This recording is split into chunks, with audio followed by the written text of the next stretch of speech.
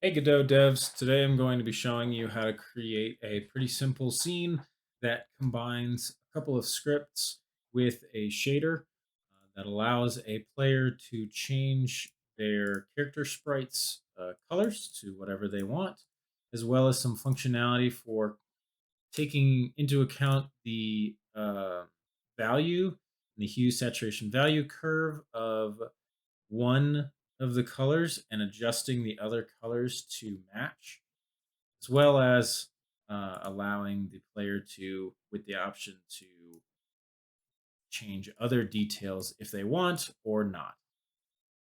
All right. So I just wanted to go over the scene tree real quick. We have a canvas layer that has a script on it and a player sprite that will also have a script on it. Those two are important. And then there are four color picker nodes nested here in the control nodes. Those are connected via signals to the canvas layer and the player sprite. The color changed goes to the player sprite, and the other two go to the canvas layer, and that's for all four. And then the button here connects to both the player and the canvas layer. Also want to note that this is going to be a basic shader tutorial. I'm still pretty new to them myself, but I wanted to make one to perhaps help someone who's never used shaders at all before to dive in and get some initial experience because they're very useful and ultimately, I think, very necessary. Now we're going to start the shader for the player sprite. Got that listed here. To start off, we are going to include 8 variables related to the colors. Uniform means that this value is capable of being edited in the scripts on the nodes, a vector 4, and then it is a type source color. When you create these, um, you are associating them with the colors that you want to be able to modify here on the sprites. It's going to create them here. It'll create them without any colors associated. So you'll need to go through, click on this, click on the color picker here, and then find the color and put it there. Because the script that we're going to be, or the shader that we're going to be writing, goes through every node, or rather every pixel. Working so much with Godot, everything's a node. Goes through every single pixel and checks what the original color was and compares it to um, the color of that pixel, and then only changes the color of that pixel if this color matches, and then it changes it uh, if the old color matches, and then it changes it to the new color. So you do want to have all of these picked out exactly. You can either color pick them like so, or you can get the exact values and type them manually. Either way. And then there's going to be 2 other uniform values that we're going to use here. And that is a precision value, which helps when we're determining how close the color that it's checking for each pixel is to the color here. And then what will essentially be a Boolean related to this yes, no toggle on this button. And another quick note on shaders in Godot. If you look them up, they have different syntax than GDScript. That's because they're written closer to a C or C++ language. And it seems like they are either based on or very similar to the OpenGL ES shader language 3. So that's why you need syntax such as semicolons at the end of lines.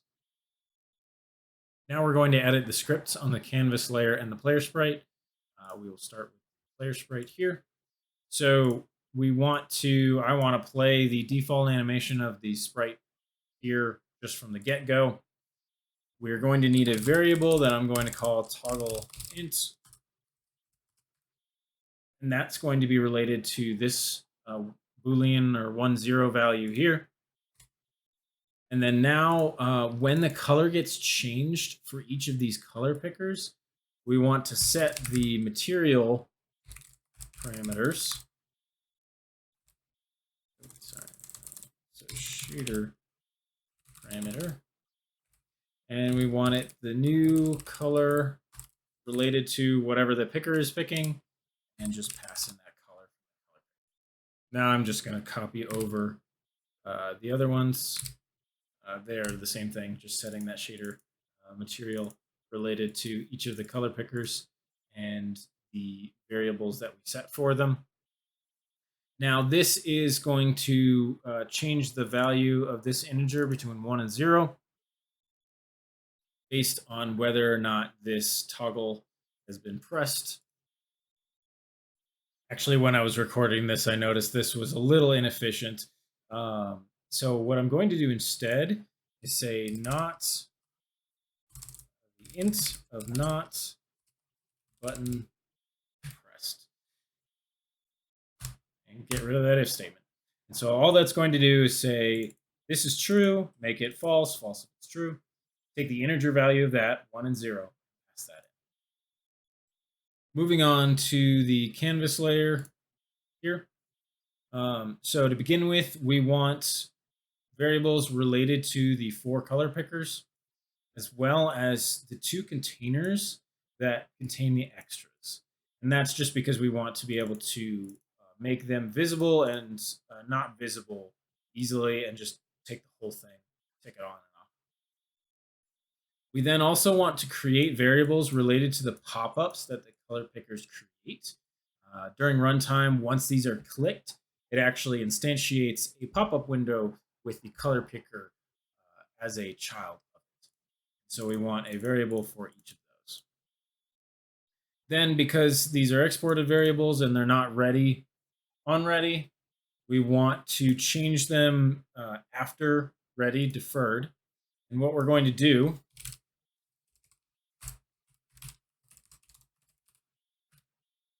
is set the edit alpha to false.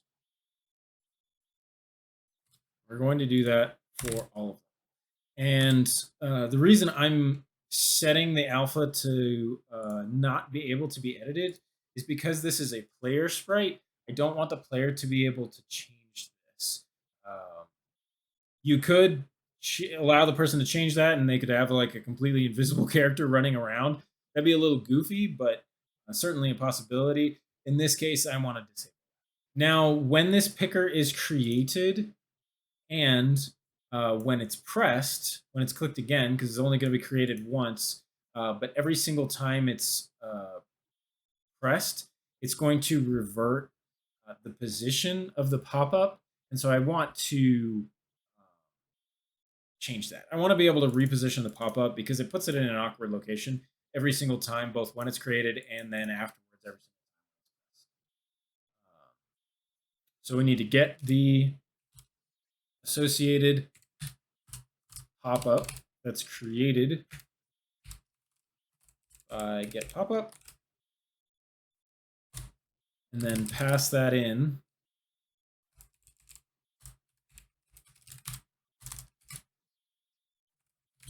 to the, so we're going to reposition it here, and then every single time that it's pressed, and then we're going to do that for all of them. Repositioning in my case is going to just be setting it to a new vector. So window, pop up, set position. And it's just going to be the same thing for every single one. And then finally, when the button is toggled to edit the body details or not, we just want to turn these on and off.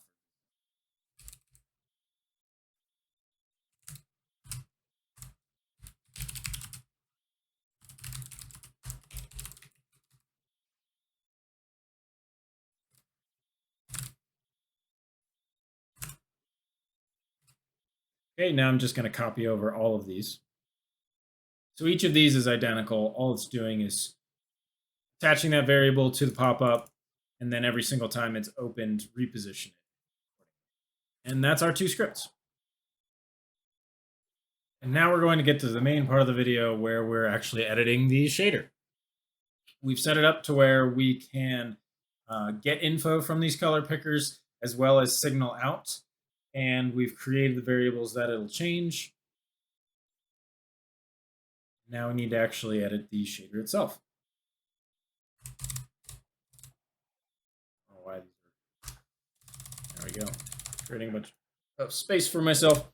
So shaders run off the GPU, which means they can do a lot of calculations very fast, but they get bogged down if you have a bunch of conditionals.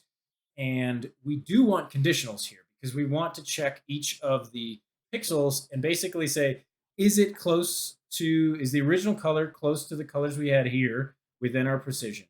If yes, change it. As well as, has that button been pressed? If yes, change these colors. If not, keep them the same within our value that we're going to modify based on the body color.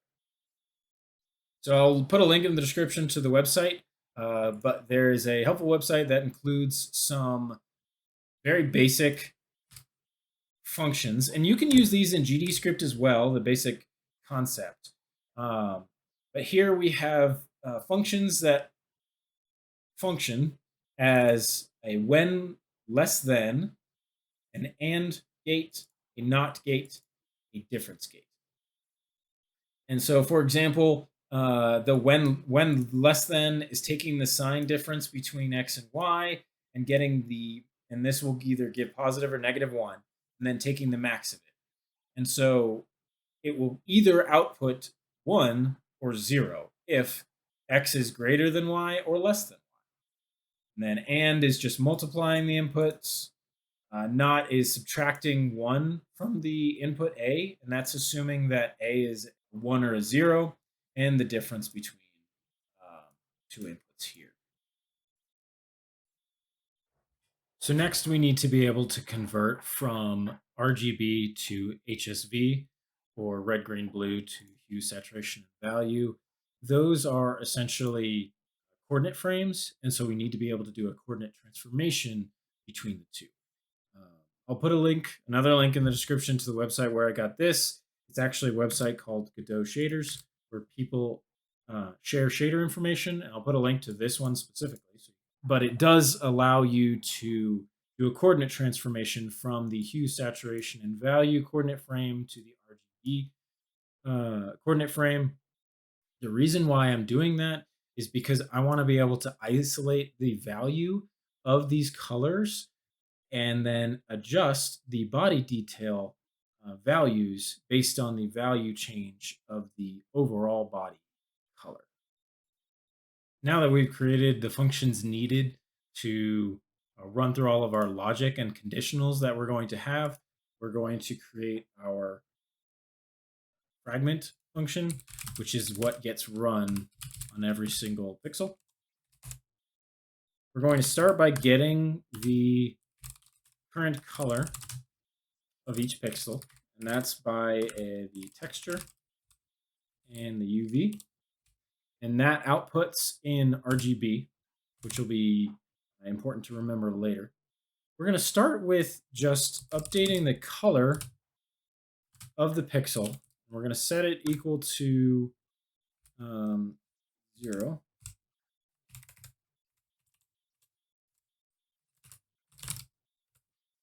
That's not what I want to do. There we go. And for the eyes and the body, it's going to be relatively simple. We're going to go from 0 to our new color if the old color and what the current color of the pixel is are close enough to each other. And that's why we have that precision value. And the reason we outputted it here and we used it as a uniform, but we didn't put it in any scripts, is so that we could modify it here and then check and see what our precision value needs to be to get it useful for us. So it's going to be a plus equals because it's going from 0. And if it's if we want to change it to the body, it's only when it's close enough to the precision. So distance, current, color, old color body, within that precision. Okay, so what this is saying is we have our current color of the pixel. It's gone through the sprite and it's checking the current color of the pixel. See, it's already updating. Shaders run in the editor as well as and it's checking to see if it's was close to the old body color that we picked earlier within our precision. And it's giving us the new color that we're going to set via the color picker. Going to do the same thing for the eyes. And see, now that we've added it here, he's got his little eye back. So you'll notice that all of the colors of the dragon are either being set to the two colors that we have here, or they're being nulled out. And that's because we're setting the color of the pixel equal to 0 for everything and only updating it if the original color and the old color are within our precision. So the black outline of the dragon, the body details, they're all being erased. They're all being set to 0. And we don't want that. If there are other colors, if there's an outline that we don't want to be part of this editor or part of this shader, but we don't want to change them every single time, we need to set that here. So we're going to get the current color.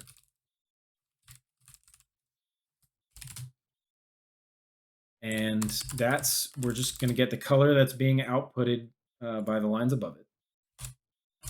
And then we're going to actually update the color if this is non-zero.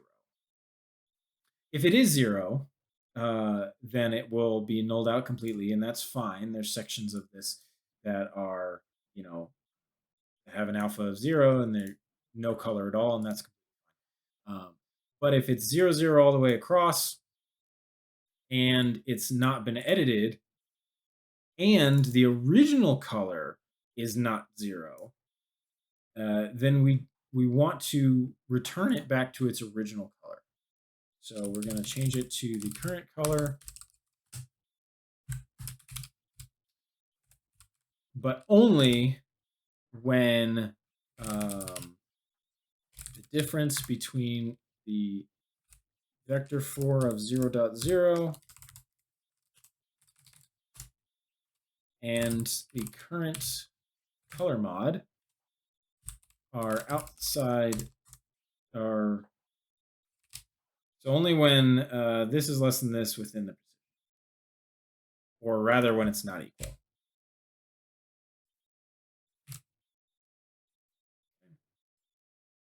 So now there's this. And so we should be able to run this right now and change the colors. And look at that. We can make his eye red. We can make his body a nice like sea green or foresty, swampy green. And that's great. Unfortunately, we can't edit the body details at the moment. They don't do anything at all. And then also, to me, it's a little odd that you can change the value of the body, but these details stay the same. And I want to be able to, if I'm not editing the body details, change the value of these body details to match. So that if I'm changing the value here, these are matched in kind. So we're going to add in functionality to change these body detail colors if this is clicked, as well as change the value if it's not. So first, we have to do some value comparisons between the colors. So we've got a vector 3 of the current HSV. We need to go from RGB, because that's the output from the texture, to HSV, which is what we want because we're comparing the values. And then we just want the first 3 values, the RGB. And we want the float. And the current value is the current HSV. And we want that last value from this conversion. We want to do the same thing for the new color. So we're getting the old value and the new value. And then we're getting the difference between the two. And that is a simple subtraction. This literal 225 to 0 subtraction. Okay, and now these original body details, they each have their own value to begin with, and we want to modify it correctly and not just follow lockstep with the value of the body. This value of the body. So we want a vector 3, new color 1 HSV, and that's going to be an RGB.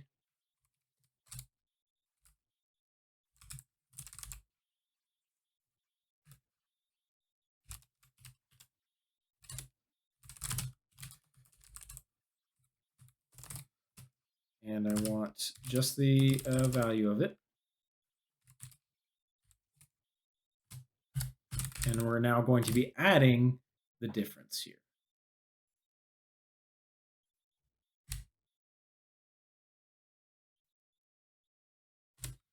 Now we're going to be updating the HSV based on the original colors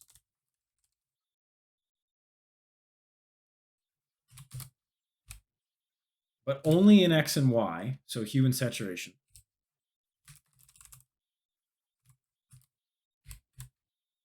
And that new color value. And finally, we want to output that value because we need to get it back in RGB for the shader itself. And that's going to be hue saturation value, RGB, new color HSV.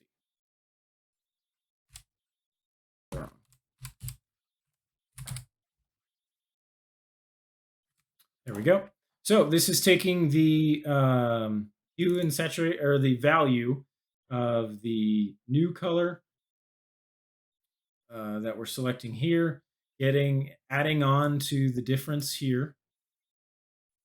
And it could be it's the old color, the original body detail color. Adding on the difference in value that we got from the body, keeping the original hue and saturation, adding on that value, and converting it back to RGB. We're going to do that for both body details. So that's just for body detail number 2. Now we're changing the logic here. I'm going to give myself a little more space because these are getting a bit larger. So we want to change the color based on the value if that button has not been selected.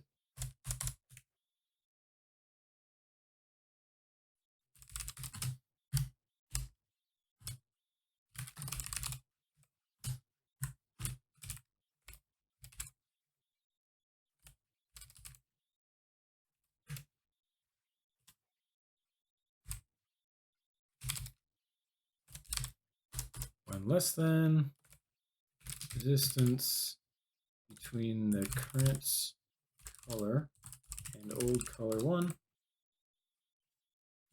within that precision. Okay, so we should be able to run this again. And if it is not clicked, if it's clicked, we can change it here. So you can see got this real bright, nice yellow, dark.